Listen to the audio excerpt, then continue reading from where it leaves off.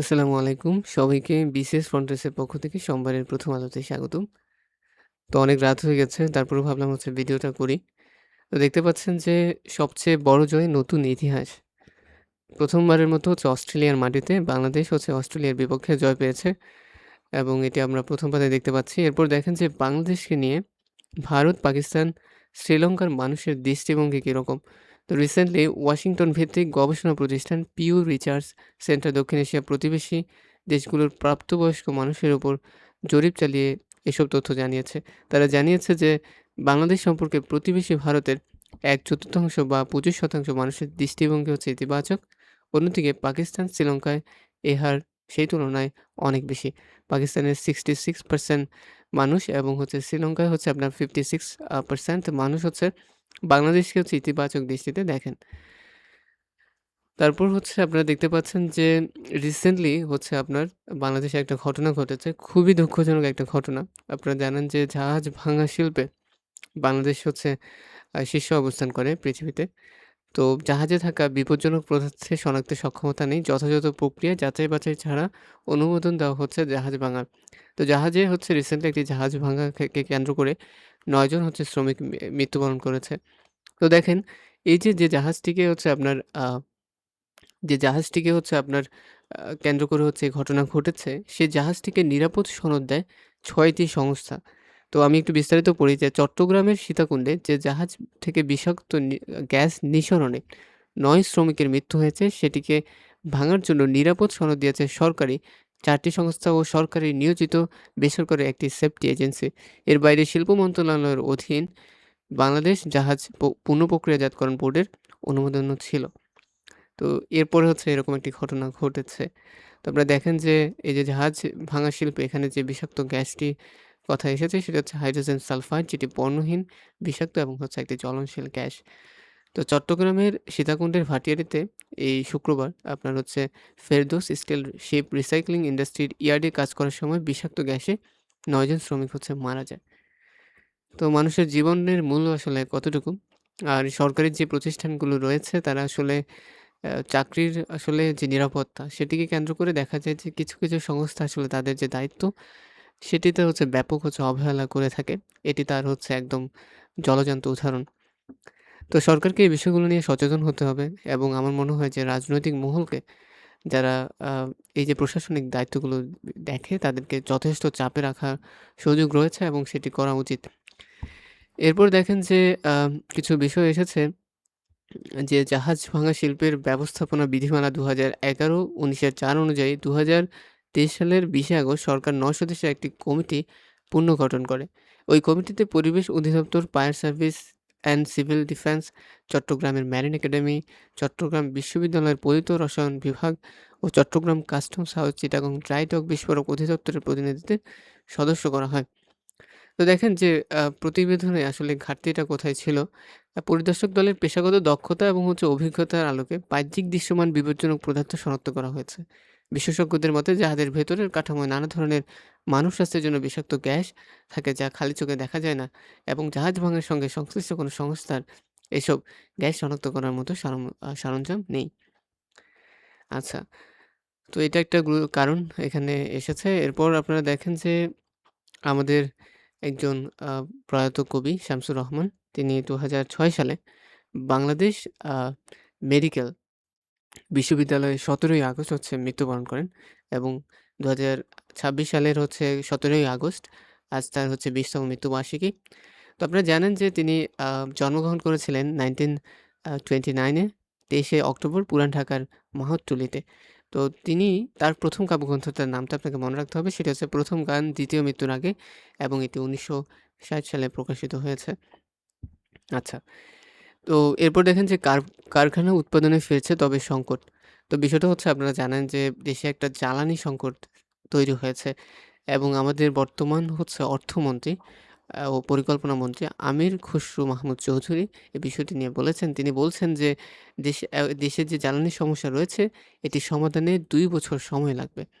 তো রাজধানীর একটি ৫ তারকা হোটেলে গতকাল American chambers of commerce in বাংলাদেশের আয়োজিত এক অনুষ্ঠানে অর্থমন্ত্রী বলেন যে গ্যাস বিদ্যুৎ নিয়ে সমস্যা হচ্ছে ৬ মাস কিংবা ১ বছরে এই সমস্যার সমাধান হবে না, ন্যূনতম ২ বছর লাগবে। তিনি বলেন ভাসমান এলএনজি টার্মিনাল তৈরি করতেও ১.৫ থেকে ২ বছর সময় লাগে। এর ফলে আগে সমস্যার সমাধান হবে না। তো একটা বিষয় দেখেন যে এই যে জ্বালানি সংকটটা আসলে কেন তৈরি হয়েছে? এবং মধ্যপ্রাচ্যে আপনার যুদ্ধ চলছে। রিসেন্টলি ৫০তম বিসিএস এর ভাইবা চলছে। সেখানে একটা প্রশ্ন ছিল যে, এই যুদ্ধের মধ্যে আপনার ইউএসএ ব্যাপকভাবে মানে হচ্ছে আপনার কূটনৈতিকভাবে অনেকটাই ব্যর্থ হয়েছে। আপনার তাদের যে লক্ষ্য ছিল, পারপাস ছিল, সেটি আসলে অনেকাংশেই তারা অর্জন করতে পারে নাই। ইরান এবং হচ্ছে আপনার যুক্তরাষ্ট্রের মধ্যকার যে বিভেদ এখন তৈরি হয়েছে। তো এখন সবাই বুঝতে পারছে যে আমরা আসলে ইউএসের যে বিভিন্ন মহলে যে আলোচনা বা নেগেটিভ ব্যাপারগুলো নিয়ে কথা বলি, কিন্তু এই যুদ্ধের ফলে আপনার আমেরিকা কিন্তু বেনিফিটেড হয়েছে বিভিন্ন ক্ষেত্রে। আপনারা জানেন যে ভেনেজুয়েলার যে পৃথিবীর সবচেয়ে বেশি পরিমাণ তারা কিন্তু হচ্ছে তেল হচ্ছে মজুত করে রেখেছিল এবং সেটা কিন্তু এখন যুক্তরাষ্ট্রের নিয়ন্ত্রণে রয়েছে এবং তারা সবচেয়ে বেশি কিন্তু হচ্ছে তেল উত্তোলন করে থাকে এবং এই যে তেল রপ্তানির যে ব্যাপারটা, এটাতেও হচ্ছে যুক্তরাষ্ট্র কিন্তু বাণিজ্যিকভাবে একটা বড় ধরনের সুবিধা কিন্তু তারা লাভ করেছে। তো ৫০তম বিসিএসে প্রশ্নটা ছিল যে আপনার ভাইভাতে ছিল যে আসলে যুক্তরাষ্ট্রের যে কোন জায়গাতে তারা হচ্ছে সুবিধা হচ্ছে পেয়েছে এই বিষয়গুলোকে বলতে বলা হয়েছিল একজন প্রার্থীকে। তো দেখেন যে গ্যাস ও বিদ্যুৎ ছাড়া অর্থনীতি এগোতে পারে না। তবে সম্ভাব্য যেসব পদক্ষেপ নেওয়া যায় আমরা দ্রুত সেসব নিচ্ছি। দীর্ঘ সময় গ্যাস অনুসন্ধান করা হয়নি। এখন সেটা করা হচ্ছে। সৌর বিদ্যুৎ নিয়ে কাজ করা হচ্ছে, কয়লা নিয়ে কাজ হচ্ছে। কোন ধরনের জ্বালানি কত পরিমাণ লাগবে তা নির্ধারণ করা হচ্ছে এবং একটা জ্বালানি নীতি প্রকাশ করা হবে আগামী কয়েক সপ্তাহের মধ্যে। তারপর দেখেন এটা খুব ইম্পোর্টেন্ট, আপনাকে এই তথ্যটা মনে রাখতে হবে।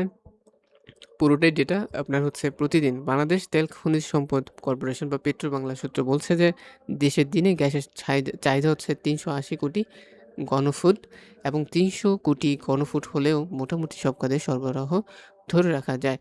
যদিও স্বাভাবিক সময়ে ২৭০ কোটি ঘনফুট সরবরাহ করে রেশনিংয়ের মাধ্যমে পরিস্থিতি সামাল দেওয়া হয়। তো এই যে চাহিদার যে পরিসংখ্যান সেটা আপনারা মনে রাখতে পারেন। জ্বালানি যেহেতু গুরুত্বপূর্ণ একটা ফ্যাক্টর, এই বিষয়টা হচ্ছে আপনারা বিভিন্ন পরীক্ষায় হচ্ছে দেখাতে পারেন।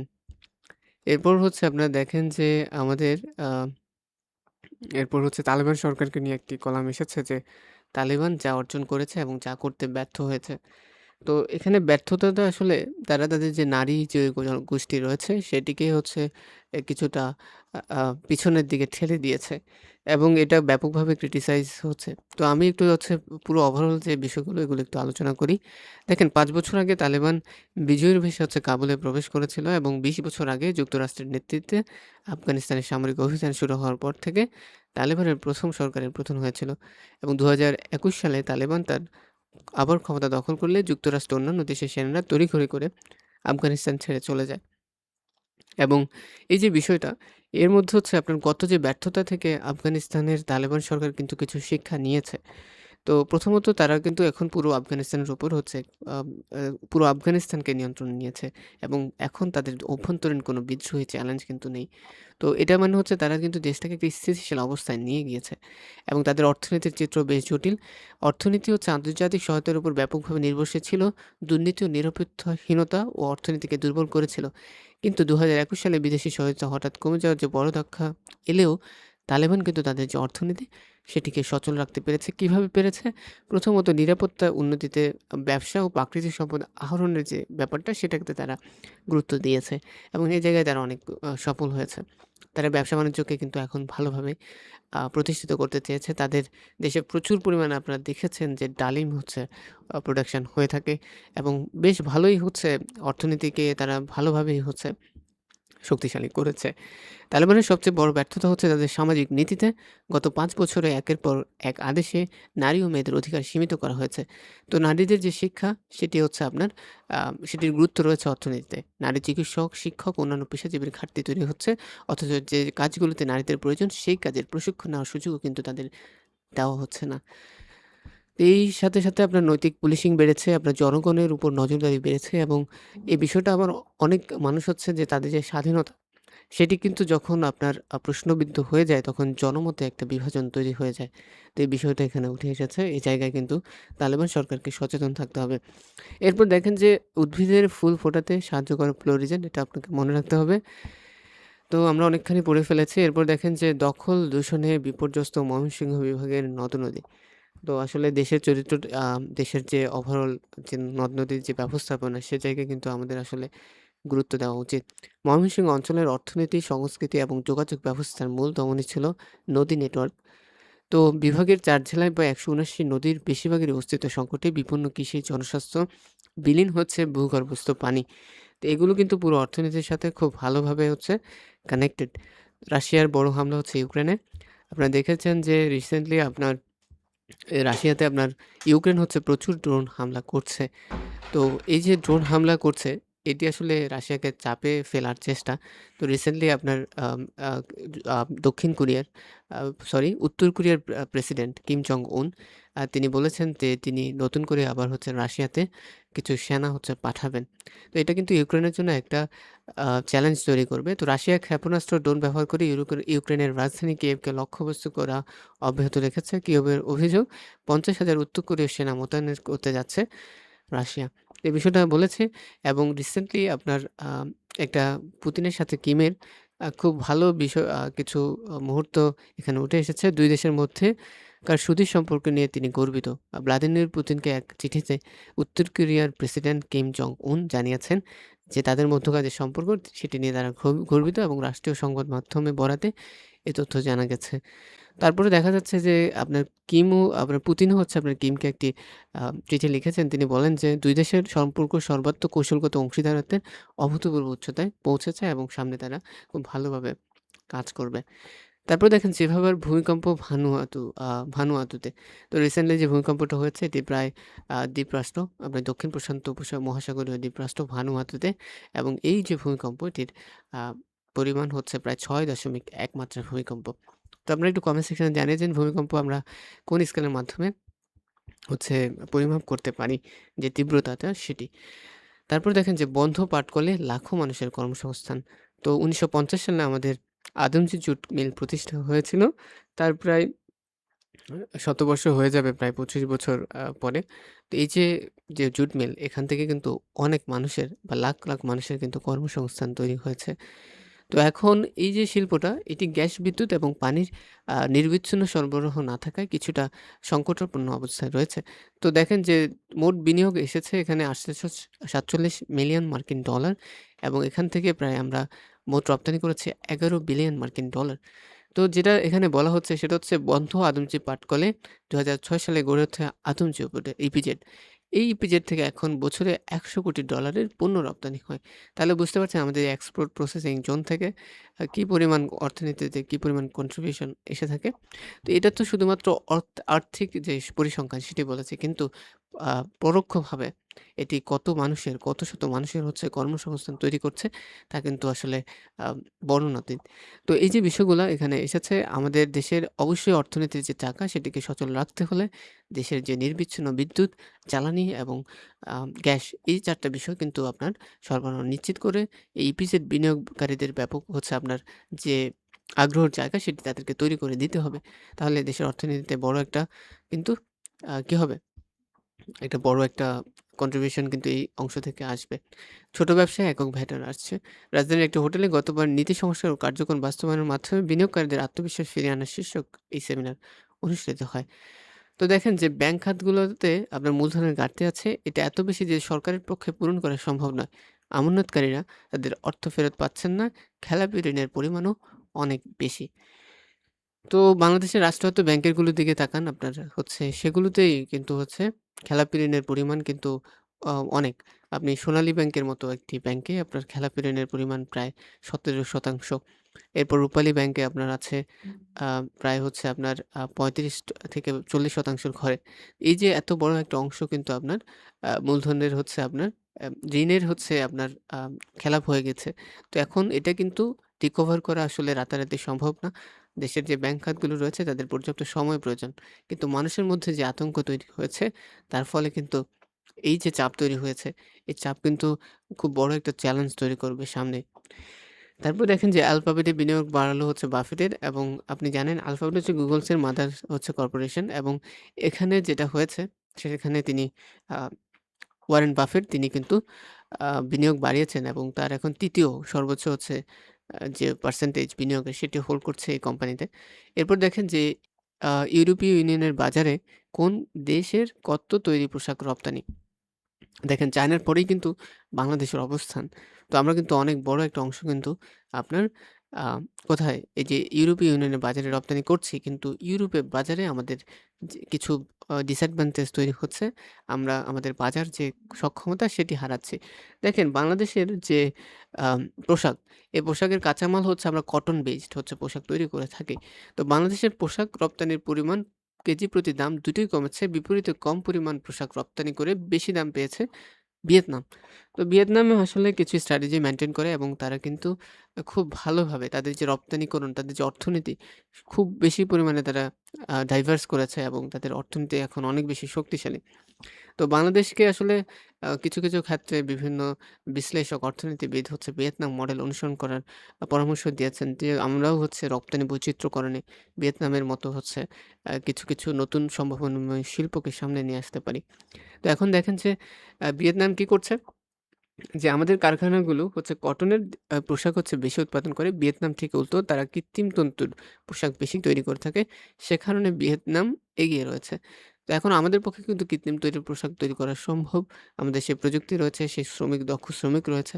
তো রিসেন্টলি যেটা দেখা যাচ্ছে যে আমরা একটা প্রতি কেজি পোশাক বিক্রি করছি মাত্র €১৩.৮৮ কিন্তু আমাদের তারপরেও দেখা যাচ্ছে রপ্তানি কমেছে প্রায় ১৬.৫%।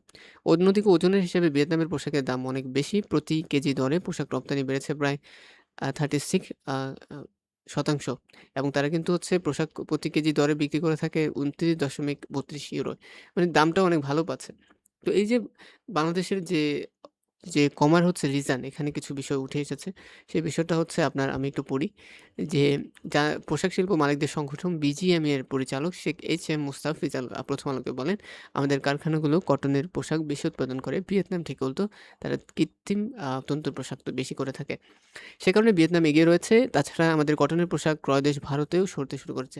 তাহলে ১ম মেইন রিজনটা হচ্ছে এই যে ক্রয় দেশ হিসাবে ইউরোপ হচ্ছে এখন হচ্ছে আপনার ভারতের সাথে কিছু বাণিজ্য আ চুক্তি হচ্ছে। রিসেন্টলি ভারতের সাথে তারা একটা মুক্ত বাণিজ্য চুক্তি স্বাক্ষর করেছে। যার ফলস্বরূপ কিন্তু তারা ভারতের দিকে ঝুঁকছে এবং ভারতের কিন্তু সেই ক্যাপাসিটি রয়েছে।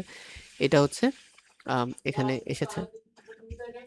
তো এরপর হচ্ছে আপনারা দেখেন যে জার্মানির ও মধ্য ইউরোপের রেকর্ড তাপপ্রবাহ।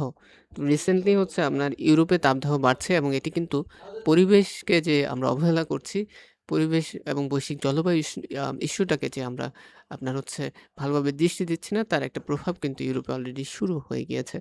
তো দেখেন যে এবছরের তীব্র তাপপ্রবাহের কারণে ইউরোপে ১৫ কোটি বেশি মানুষ ক্ষতিগ্রস্ত।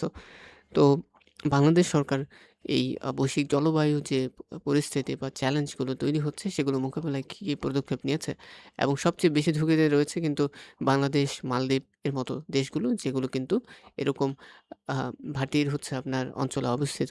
তো এই যে বিষয়গুলো এগুলো হচ্ছে আমাদের আজকের ১ম আলোতে এসেছে। তো দেখা হচ্ছে পরের কোনো ভিডিওতে। সে পর্যন্ত আপনারা সবাই ভালো থাকবেন, সুস্থ থাকবেন। আর ভিডিওটি ভালো লাগলে অবশ্যই একটি লাইক, কমেন্ট এবং হচ্ছে সাবস্ক্রাইব করবেন।